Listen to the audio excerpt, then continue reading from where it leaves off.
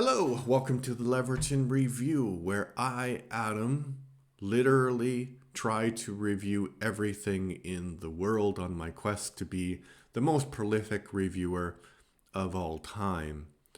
Obviously, I can't literally do that, but it's a good tag, right? And today we're going to be talking about the true crime series from Netflix called Should I Marry a Murderer? But before we begin, I'd like to say that I really feel that Netflix's true crime documentaries have taken a significant ding in terms of quality over recent years. Netflix brought us. I'm not sure that they produced all of these series, but they certainly aired them on their streaming service. The Jinx, Making a Murderer, The Staircase. So these are shows that had like a huge societal impact, and in the show, the shows raised interesting questions, and they showed these investigations from different perspectives. And I don't think that this series will actually do that unless you're a resident of Scotland. Because I think if you're a resident of Scotland, some of the things that this investigation shows and the series show are like legitimate questions for you and how uh, law enforcement does its job. But anyway, let's talk about what actually happened. The series actually focuses on Caroline Muirhead. She was a lady who was working as a forensic pathologist in Glasgow um, around the time that this disappearance happened, and she got out of a bad relationship and she went on Twinder. She went on Tinder, and she met Sandy McKellar, one of the twins. So she met him and she started to develop this relationship with him, but she realized that he kind of had like a dark side, but she was like really in love with him. And it seems like at this point, she sort of lost control of her life because he asked her to marry him rather, and she said yes. And so they started to plan the wedding arrangements. And then one day they had a very intense conversation where Sandy told Caroline, like, listen, I have something to tell you. Actually, my brother and I, 3 years ago, we accidentally killed a guy and we buried him on the property where we work. And Caroline was like, "What? Oh, you poor thing. I'll support you." But she did the right thing, and she went to the police, and um she actually left a Red Bull can where Sandy said that he buried the body.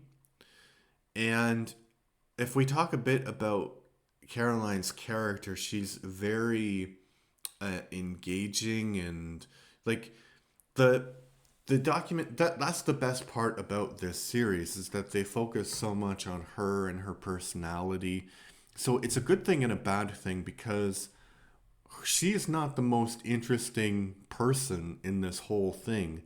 So I would say generally, if you want to do this kind of thing well, you need to focus on the victim, what the victim was doing, and then you focus on the criminals and then the people around them, because there's so much time spent about how she feels and the damage that this has done to her life, that this guy who got brutally murdered, because it actually turns out that they did murder him because they hit him. He wasn't dead.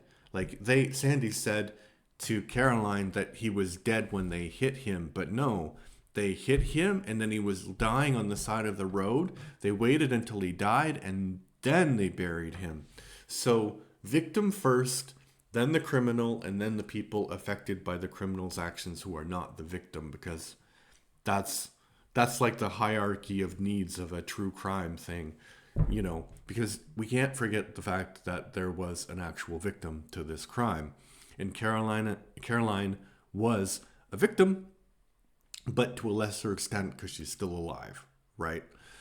So they do focus on her a lot, and she's made she made, I don't know now because we're focusing on this particular aspect of her life, she made a few decisions which were quite questionable.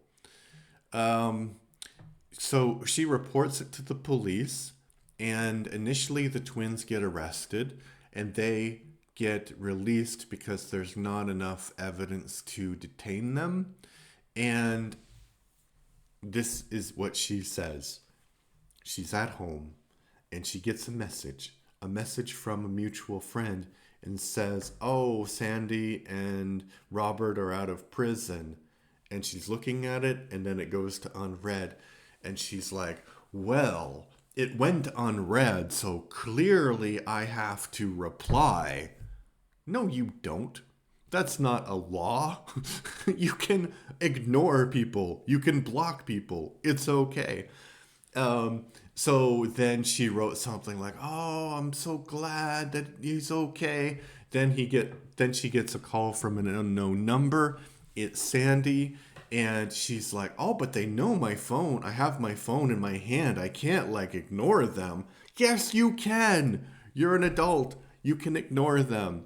And she just kind of spirals after that, because basically she asks the police if they can get protection for her, and they say no. And she's like the main witness in this case because of what Sandy had told her, and she also kind of recorded him surreptitiously, secretly. She recorded the conversation secretly. So she's the main witness, but for whatever reason, she decides, yeah, Sandy can come and live with me. And then the police come to talk to her because she's the main witness. And she's like, "Oh, can I talk to you downstairs?" And the police detective just goes in and says, "What is he doing here? What is he doing here, Caroline?" And then she's like, "Oh." But they don't figure out that she's the one that gave the tip off. And then she goes to live on where they live on this estate for a while, and they just do cocaine and they drink and they smoke and they make bad decisions. And the point of the docuseries is to sort of show that the police didn't take enough responsibility for her. And the police argue like she's an adult. She is a highly educated, intelligent woman. She should know what she should do. But clearly she did spiral, right? Because at the trial where she's supposed to testify, they send like a letter saying that if you don't testify, you'll be held in contempt. And she wakes up in the morning and she's like, "Yes, I'm going to go testify." And then she gets in the car and she's like, "No, no, no, no, no." So she goes to the estate where Sandy had told her that he threw the bike in a lake or a waterfall. And she thinks if she can find this bike, it will prove that they did, in fact, do everything that she says they did. And so, but basically, the Crown sort of, that's the prosecution in Commonwealth countries. The Crown drops the charge from being murder, basically, to manslaughter. And the brothers accept a plea deal, and she doesn't have to testify because obviously she's not really in a state to testify.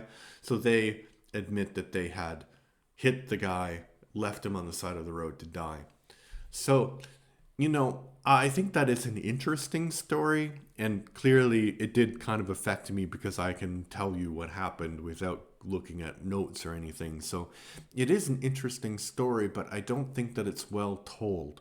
I think that the series could be longer, and you could have what happened to Caroline as part of maybe like one episode, because I think the the problem with the police is that they do a very necessary job, and it's really hard for them to improve because they're not a customer service organization, right?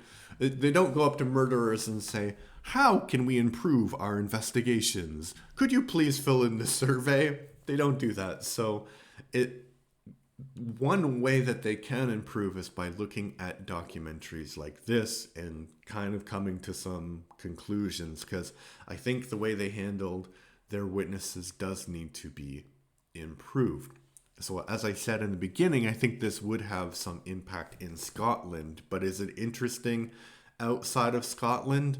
The way it's told, no, I think that it fails. But what do you think? Did you watch this series? Do you think that Netflix still has it when it comes to true crime documentaries? If you like what I do, please like the video, please leave a comment, please subscribe to the channel. We're trying to get to 10 whole, like that, 10 whole people, 10 whole subscribers by the end of June. We are 40% of our, we're 40% of the way to the goal. We have 4 subscribers, so I think we can get 6 more subscribers. So if you like what I do, please subscribe. Thank you. Bye-bye.